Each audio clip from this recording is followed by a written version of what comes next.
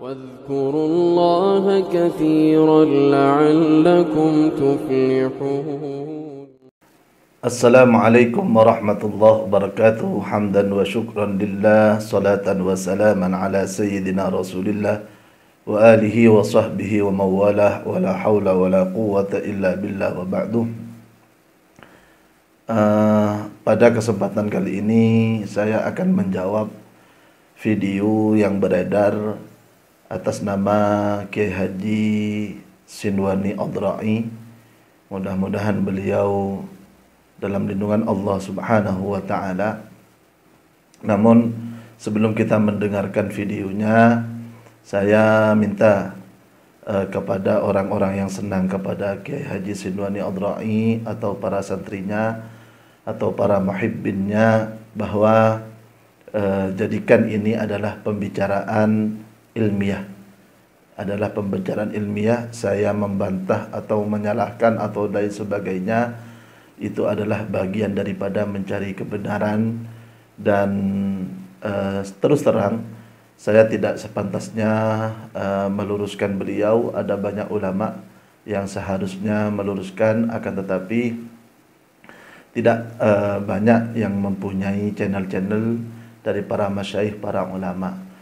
Dan saya dapat pelajaran daripada ulama-ulama di Timur Tengah bahwasanya dibiarkannya satu pemahaman tanpa dijawab yang sudah beredar di media, tanpa dijawab di media, itu mempunyai jangka panjang yang kurang baik. Maka dari itu akan terjadi banyak orang-orang yang tidak mempunyai pemahaman atau literatur yang banyak, yang kuat, akan terpengaruh.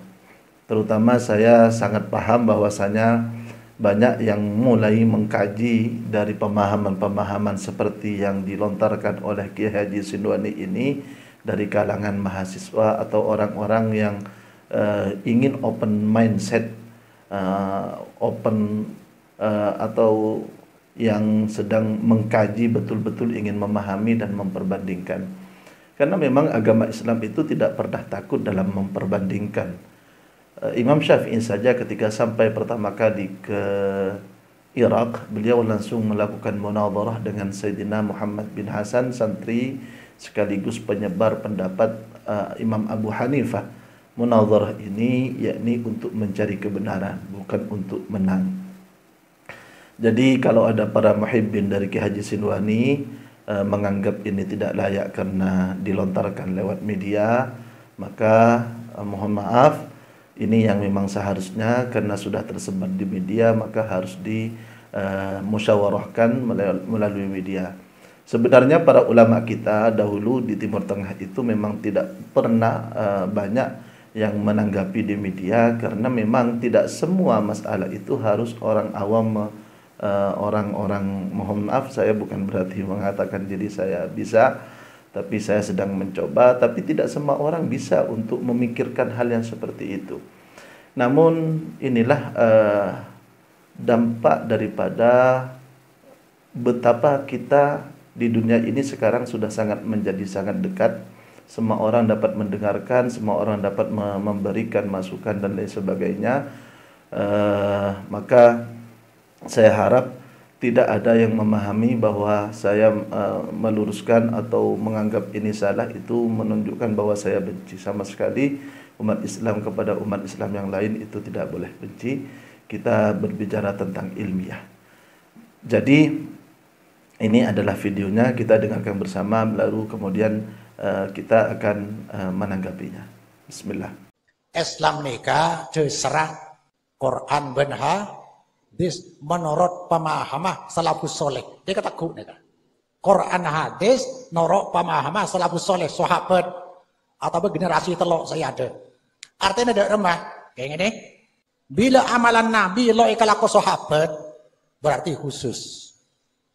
Nabi ini kelambek bila asarin bi Ummi Sulim rajin Rasulullah pelona ini kayak apa yang pada nih kepelona kumpul lagi betul butol kayak minyak.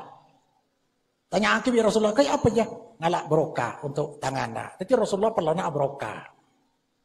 Rasulullah sampai obung mana cokor lo pakai ker, epelai sahabat. ngalak barokah. Sampai gelanun copanan Rasulullah ikalak sahabat pasodaki polan room pun copanan sampean.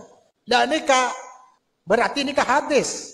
Polana sahabat ala bi Nabi itakrir didiamkan disetujui berarti hadis nikah. Lakin to sahabat ada alaqah de aina Rasulullah. Begitu Rasulullah wafat, Abu Bakar lah pada nikah, Sayyidina Umar lah pada nikah, Utsman lah pada nikah, Ali lah pada nikah. Berarti apa? Khusus karena bila mungkin banyak mungkin beco pakai yenon. Ya Allah, kayak tahu sampean. Nikah sekocak bil kitabi was sunnah ala fahmi salaful ummah. Quran hadis narok pemahaman sahabat. Mun sahabat lo norok Nabi berarti dia khusus ke Nabi. Nabi melampah nemu 2 kuburan. Pak Nabi minta papana korma. Sebab 2 sahabat kuburan situ, sahabat kuburan situ. Tanya akibik sahabat. Kenapa nih Rasulullah? Kinto orang yang seksa. Pola-pola mungkin kalau kering nikah bisa iperingan seksa Nabi Allah. Dan ini kan Nabi kelakuan Nabi lo pernah torok sahabat, jorok norok rengking toh iba kembang ke kuburan pai seram.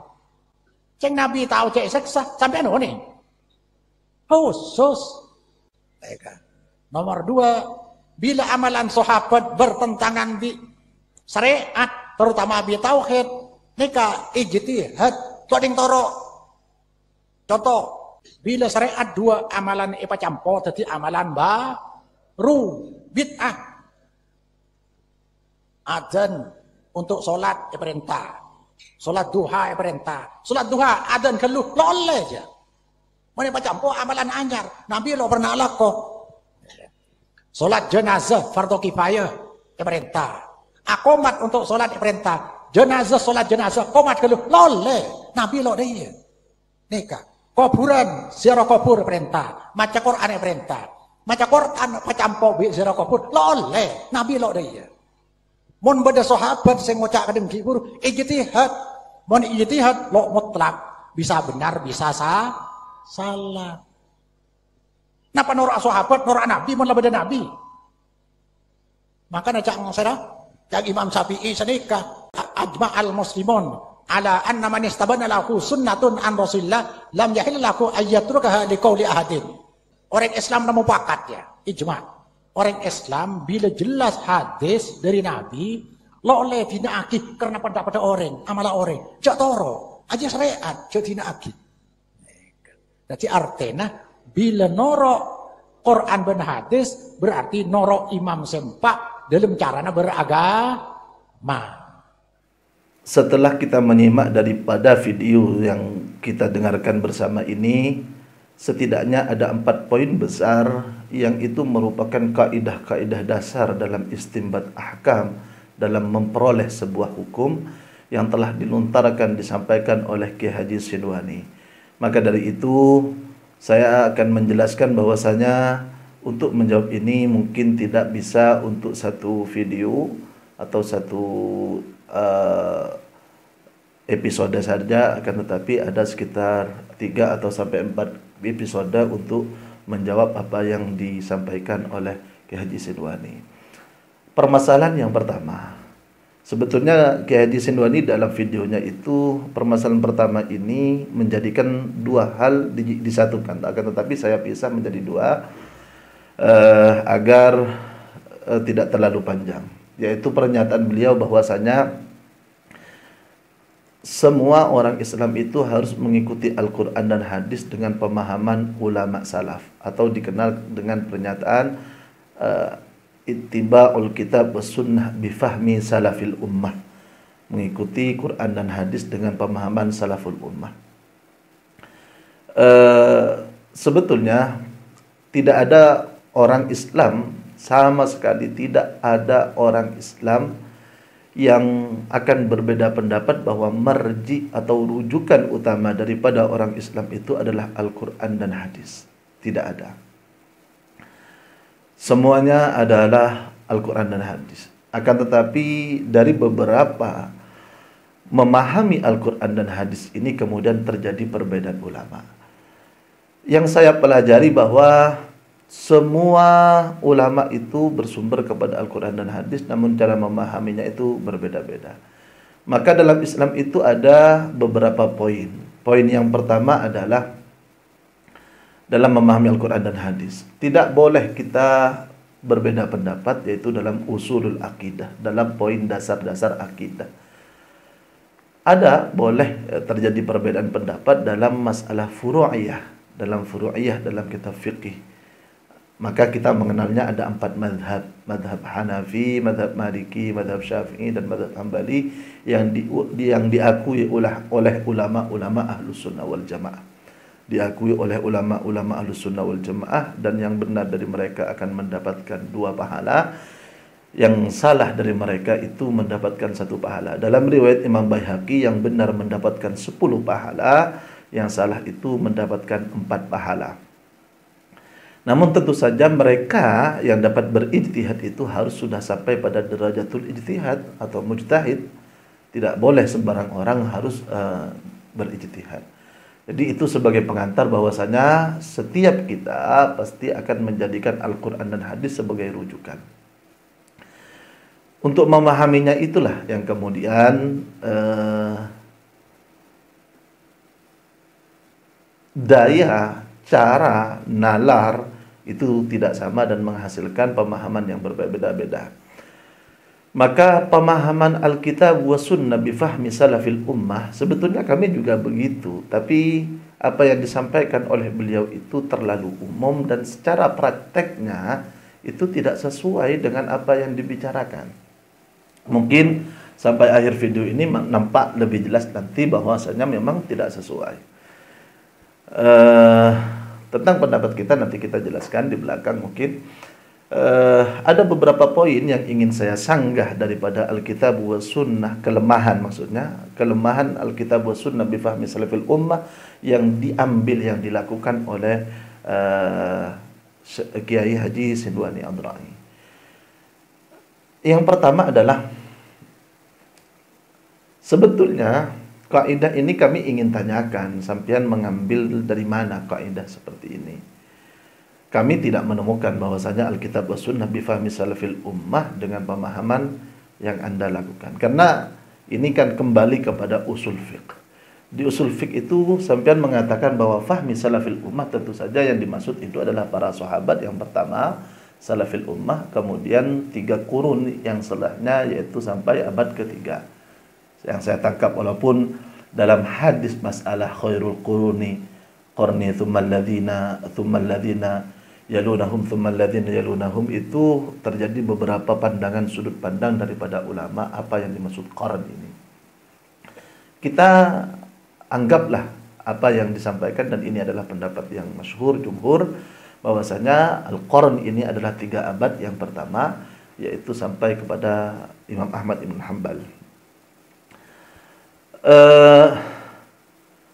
Kenapa kami mengatakan itu tidak kami temukan? Karena dalam usul fiqh kami, madhab Syafi'i, mungkin nanti Kiai Sindwani itu menggunakan usul fiqh Hambali atau apa, dipersilahkan, atau santri-santrinya yang ingin menyampaikan dari mana ini. Bahwasanya fahmi salafil ummah, kalau itu yang dimaksud adalah para sahabat, itu ulama menyebutkan dalam usul fikih kita bahwasanya para sahabat itu ada 2 kemungkinan. Kemungkinan yang pertama adalah pemahamannya sendiri, yakni seperti di sini bifahmi salafil ummah, atau dalam bahasa usul fikih disebut ra'yu sahabiyin, pendapat seorang sahabat, atau mereka itu adalah menukil, menyampaikan apa yang datang dari Rasulullah. Terus terang, antara dirayah dan riwayah itu beda. Jadi meriwayatkan, kita sepakat dalam sahabat itu kullu sahabati udulun, semua para sahabat itu adil. Mereka adalah orang yang dipilih oleh Allah untuk menyampaikan risalah. Setelah Nabi besar Muhammad sallallahu alaihi wasallam, apa yang dibawa oleh Nabi Muhammad, mereka semua menyampaikannya. Dan mereka adalah orang-orang pilihan untuk menjaga agama Islam, dan apa yang datang dari Rasulullah sallallahu alaihi wasallam disampaikan. Apapun itu pasti disampaikan oleh para sahabat. Jadi kalau mereka sebagai rawi, sebagai ruwat atau naqalah sebagai orang-orang yang menukil dari Rasulullah sallallahu alaihi wasallam, maka kita mengatakan semua apa yang disampaikan oleh para sahabat itu adalah benar karena mereka mendapat status udul yang disepakati oleh ulama Ahlus Sunnah wal Jamaah. Yang kedua itu adalah ra'yun atau fahmun, pemahaman mereka. Dalam pemahaman ini maka kemudian ulama usul fiqh membagi. Kalau pemahaman mereka adalah pemahaman pribadi, maka itu tidak bisa menjadi hujjah, tidak menjadi dalil kecuali sampai pada ijma', baik ijma' sukuti atau ijma' amali atau ijma' dengan perkataan mereka. Akan tetapi terkadang ada pemahaman dari mereka yang mereka tidak menyebutkan bahwa dari Rasulullah, an Rasulillah sallallahu alaihi wasallam, an Nabi sallallahu alaihi wasallam, qala Nabi sallallahu, tidak mengatakan itu. Seperti diriwayatkan seumpamanya oleh santrinya Sayyidina Abdullah bin Abbas, qala Ibnu Abbas radhiyallahu anhu. Ibnu Abbas berkata bahwasanya kelak orang dikubur itu yang dimaksud daripada bau surga tercium itu sekitar jarak 500 tahun. Hal seperti ini kata ulama itu adalah sebuah pemahaman tapi tidak mungkin daripada pribadi, karena ini berbicara tentang masalah hari kiamat atau berbicara tentang masalah kuburan, baik siksa kubur atau nikmat kubur. Tidak mungkin itu adalah pemahaman pribadi, karena masalah kuburan itu harus bertendensi kepada orang yang mendapatkan wahyu dari Allah Subhanahu wa taala, yang berbicara tentang alam-alam gaib ini dari wahyu yang dapat dijadikan rujukan hujjah. Maka dari itu kita paham bahwasanya tidak semua pendapat fahmi salafil ummah langsung bisa diambil, tapi tetap dikembalikan kepada kaidah-kaidah usul fiqh, dilihat dari Al-Quran dan hadis, sesuai apakah ada ijma' atau tidak. Kalau ra'yun pribadi itu tidak dijadikan hujjah sebagaimana dikatakan oleh Al-Imam Asy-Syafi'i. Sampai di dalam kitab usul fiqh itu masyhur perkataan Imam Asy-Syafi'i. Imam Asy-Syafi'i pernah berkata begini, humur rijal wa nahnu rijal. Mereka adalah seorang tokoh, mereka adalah para tokoh, dan kami juga para tokoh, orang-orang yang mempunyai dasar ilmu. Kaifa akhudhu biqauli man law hajatuhu lahajatuhu. Bagaimana mungkin saya mengambil perkataan orang jika saya berdiskusi dengan menyertakan hujjah-hujjah kepada mereka, maka kami akan dapat mengalahkan mereka. Ini bukan berarti bahwa ini berarti pendapat sahabat itu salah, tidak. Ini perbedaan antara sahabat dengan seorang mujtahid. Perbedaan antara sahabat dan seorang mujtahid. Jadi Imam Asy-Syafi'i itu berijtihad bahwasanya pendapat sahabat ini salah. Itu yang dimaksudkan. Jadi semua ulama yang sudah sampai sahabat itu yang menjadi mufti terbesar itu ada 7. Kemudian di bawahnya yang 7 itu yang paling banyak iftaknya itu ada 7 sahabat. Di bawahnya lagi ada 20 sahabat, di bawahnya lagi ada 120 sahabat, sebagaimana dijelaskan dalam kitab Mustalahul Hadis bahwa para sahabat tidak semua menjadi mufti, tidak semua menjadi mufti, tidak semua berifta, memberikan fatwa hukum-hukum. Apakah Imam Asy-Syafi'i lebih utama daripada sahabat? Jelas tidak. Akan tetapi Imam Syafi'i juga sependapat dengan berbeda dengan satu sahabat dan berbeda dengan sahabat yang lain. Itu sudah biasa, sudah biasa. Kenapa hanya ada 4 mazhab yang diakui kalau orang-orang yang sampai pada darajatul ijtihad itu lebih daripada 4, 19 lebih bahkan. Itu masih para di zaman Imam Syafi'i. Bagaimana dengan zaman para sahabat? Yang membedakan kenapa 4 mazhab ini diikuti karena semua usul wal furu' yang telah disampaikan oleh guru atau imamnya itu sudah disampaikan dan dikhidmah, ditahqiq, ditahrir oleh para pengikutnya. Jadi semua yang datang dari Imam Asy-Syafi'i, usulan wa furu'an, itu telah disampaikan oleh Imam Ar-Rabi dan yang lain. Yang dari Imam Abu Hanifah oleh Sayyidina Imam Yusuf dan Muhammad bin Hasan dan lain sebagainya. Jadi kenapa 4 mazhab ini? Yang lain, Sufyan Ats-Tsauri, Al-Adra'i dan lain sebagainya, Al-Auza'i dan lain sebagainya, atau dari pendapat Sayyidina Abdullah ibnu Mas'ud, Sayyidina Abdullah ibnu Abbas, karena usulan wa furu'at tidak sampai, maka ini tidak dijadikan mazhab oleh ulama. Sebetulnya bukan berarti Imam Asy-Syafi'i itu lebih bagus daripada para sahabat. Dan itu sudah digambarkan oleh Rasulullah sallallahu alaihi wasallam ketika Rasulullah menyampaikan, sampaikan, orang-orang yang mendengarkan sampaikan kepada orang-orang yang tidak mendengarkan. Rubba muballighin au amin sami. Bisa saja orang yang disampaikan lebih paham daripada orang yang mendengar langsung. Yang kedua, kenapa Alkitab was sunnah bifahmi salafil ummah ini tidak kuat? Kenapa tidak kuat? Karena memang akan menjadikan hukum-hukum Islam tidak jelas. Akan menjadikan hukum-hukum Islam tidak jelas kalau mereka tidak sampai pada darajatul ijtihad. Yang pertama, kenapa tidak jelas? Karena salaful ummah itu tidak satu pemahaman. Tidak satu pemahaman. Coba Kiai lihat ketika Rasulullah sallallahu alaihi wasallam selesai peperangan Khandaq. Ketika selesai peperangan Khandaq, Rasulullah sallallahu alaihi wasallam menganggap ini sudah selesai karena orang kafir sudah lari, karena orang Yahudi sudah kembali, maka Rasulullah sallallahu alaihi wasallam hendak salat asar, beliau hendak mandi, beliau hendak salat asar, kemudian datanglah malaikat Jibril dan mengatakan bahwasanya sampaikan kepada para sahabatmu, ala la yusalliyanna ahadukumul asra illa fi Bani Quraidah. Bani Quraidah ini adalah orang Yahudi yang mempunyai siasat untuk menjatuhkan umat Islam. Maka kemudian Sayyidina Rasulullah menyampaikan, ala la yusalliyanna ahadukumul asra illa fi Bani Quraidah, sebagaimana dalam riwayat Imam Bukhari, tidak boleh di antara kalian ada yang salat asar kecuali salat asar di Bani Quraidah. Tidak boleh. Maka kemudian berangkatlah sahabat untuk menuju ke Bani Quraidah. Di tengah perjalanan ternyata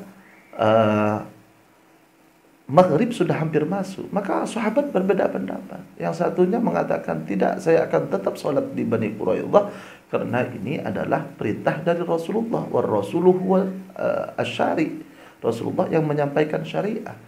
Sahabat yang lain mengatakan, tidak, kita harus sholat sekarang di sini karena ini akan masuk waktu maghrib dan Allah telah menetapkan waktu-waktu sholat itu sudah ditetapkan melalui malaikat Jibril yang disampaikan kepada Nabi besar Muhammad sallallahu alaihi wasallam.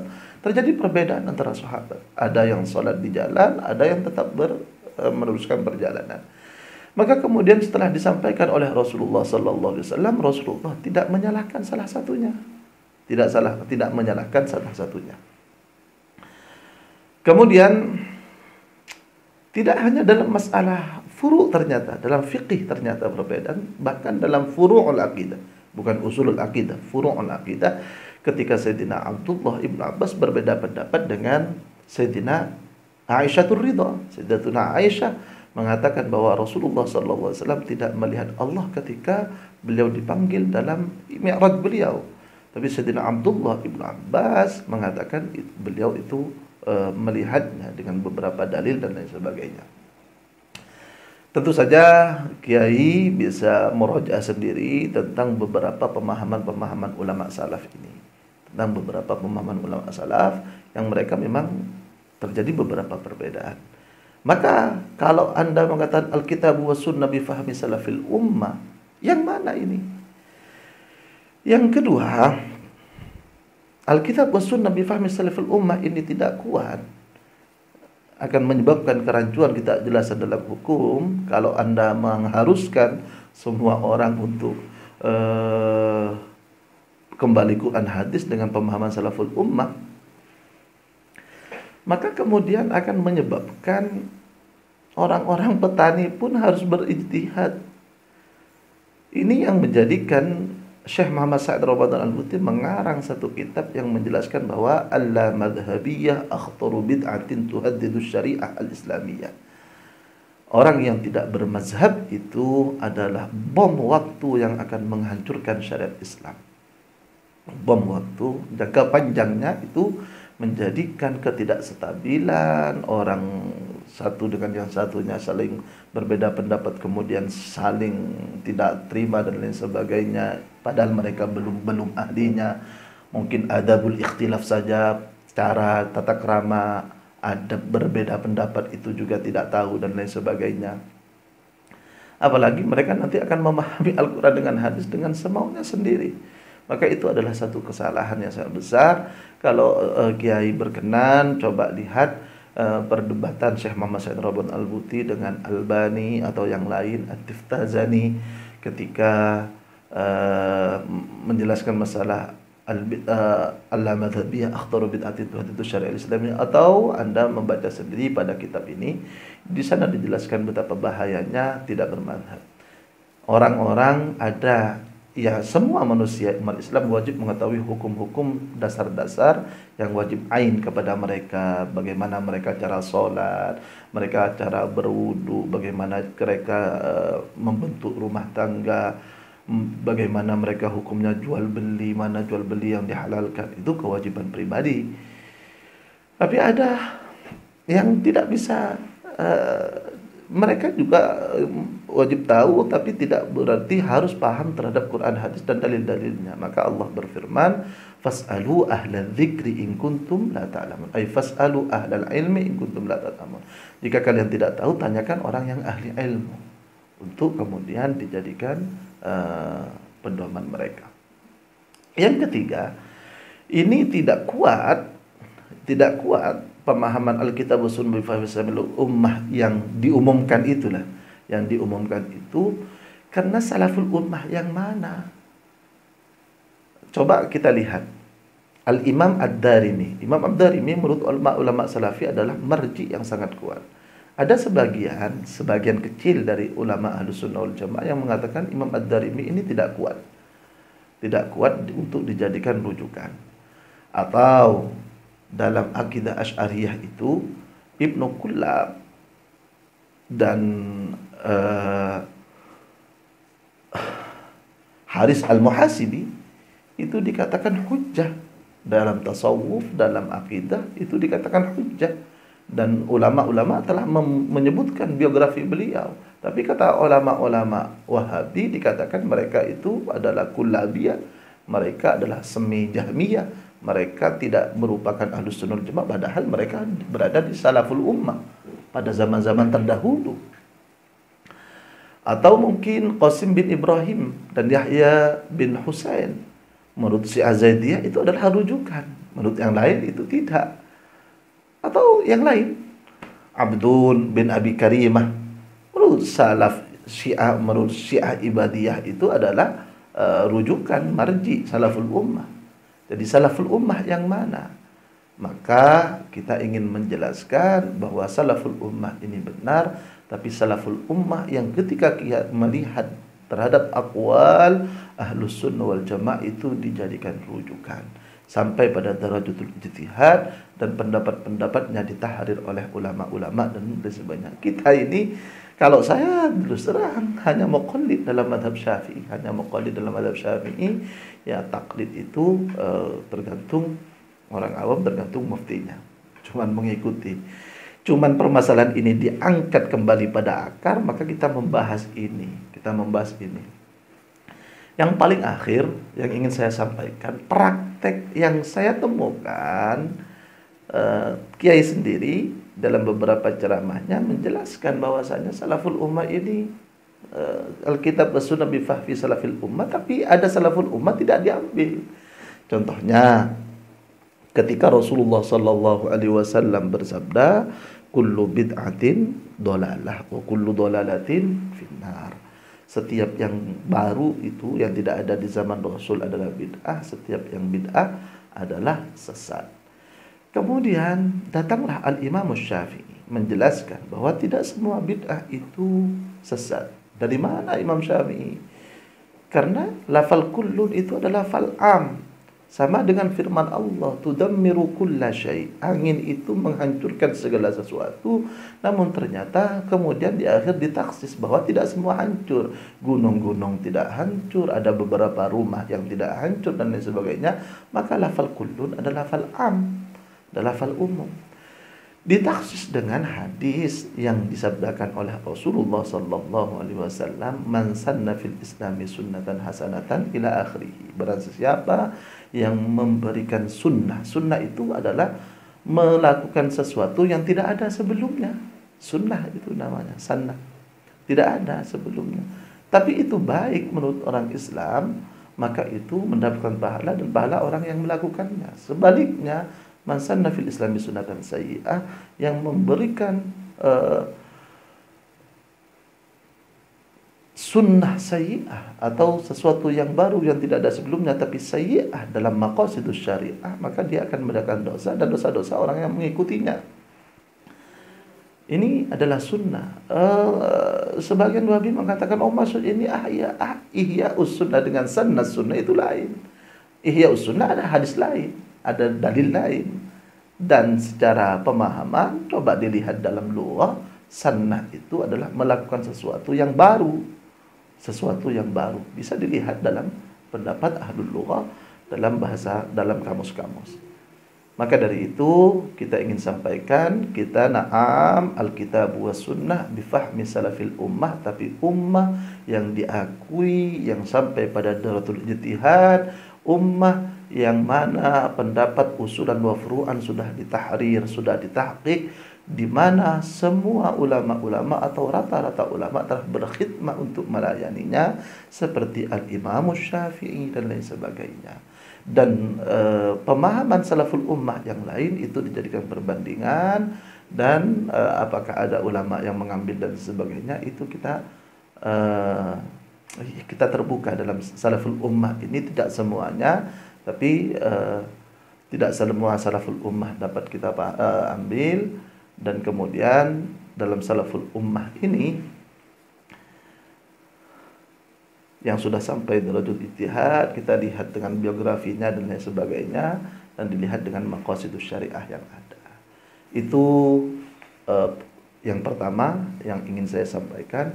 Mudah-mudahan ini menjadi beberapa gambaran kepada saudara-saudara yang sepaham dengan Kiai Silwani. Sampaikan saja kepada beliau, saya mencintai semua orang Islam. Ini tatawul dari saya, tapi maksudnya untuk munadharah ilmiah, untuk berbagi, mencari kebenaran, sehingga tidak ada kewaswasan lagi dalam masyarakat. Terima kasih, mudah-mudahan bermanfaat. Assalamualaikum warahmatullahi wabarakatuh. Kirimkan bantuan Anda, donasi Anda, dan konfirmasi kepada nomor yang tertera di bawah ini. Ini adalah nomor rekening atas nama Pondok Pesantren Najmul Al-Mursyidin. Terima kasih, mudah-mudahan Allah Subhanahu wa taala membalasnya.